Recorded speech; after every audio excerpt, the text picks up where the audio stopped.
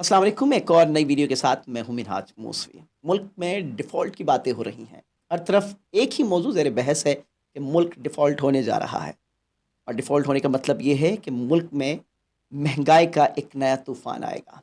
और ये महंगाई का तूफ़ान मुल्क में ख़त ग़ुरबत से नीचे ज़िंदगी गुजारने वालों की तादाद में बेतहाशा इजाफ़ा करेगा। मतलब ये कि दो वक्त की रोटी के लिए लोग एक दूसरे के गिरेबानों में अपना हाथ डालेंगे। सवाल ये है कि इस मुल्क को इस नहज तक पहुंचाने वाले कौन हैं? इसके पीछे कौन हैं जिनको हम ज़िम्मेदार ठहराएं?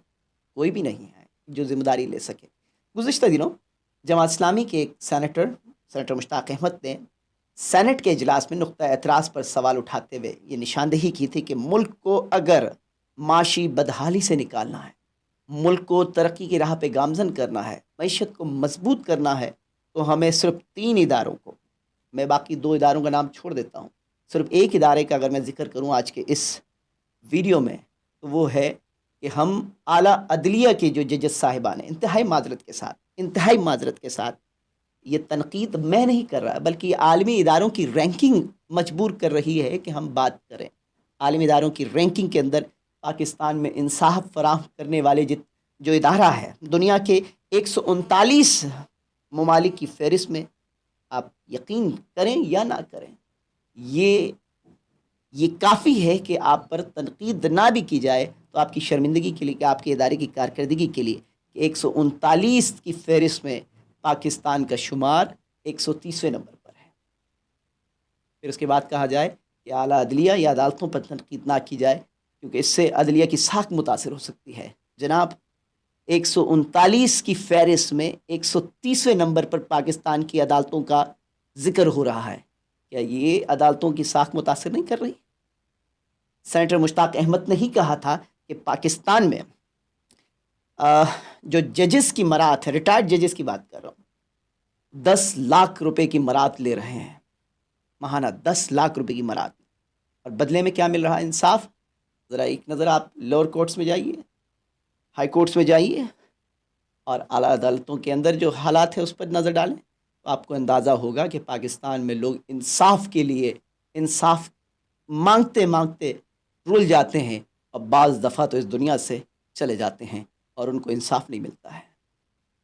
इतनी शर्मिंदगी की बात है कि पाकिस्तान इस्लामी जमहूरिया मुल्क, जहाँ कुरान और सुन्नत की रोशनी में क़वानीन बनते हैं, और वहाँ इंसाफ का हाल ये है कि आला अदालतों को तो छोड़िए, लोअर कोर्ट्स के अंदर लोग अपने जायज़ काम के हुसूल के लिए भी रिश्वत और अक़रबा परवरी का शिकार होते हैं। या तो रिश्वत देंगे काम निकलेगा, या कोई ताल्लुक़दारी निकालेंगे तो आपका काम होगा, वरना इंसाफ नाम की कोई चीज़ नहीं है। बहुत माज़रत के साथ मैं ये बात कर रहा हूँ कि हमारी अदलिया इंसाफ फराहम करने में बुरी तरीके से नाकाम है।